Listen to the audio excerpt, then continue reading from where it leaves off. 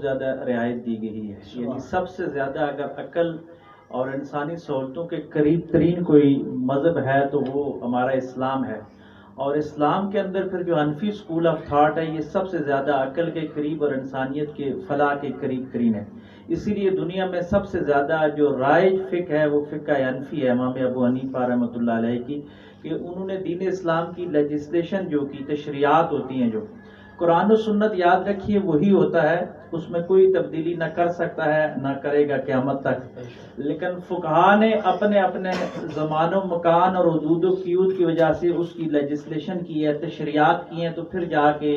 ان مسائل کو اخذ کیا ہے حالات حاضرہ کی روشنی میں۔ تو دیکھیں حضور علیہ الصلوۃ والسلام کے دور میں تو انجیکشن کا یہ نظام نہیں تھا، یا خلفائے راشدین کے دور میں، یہ جدید طب کا سوال ہے،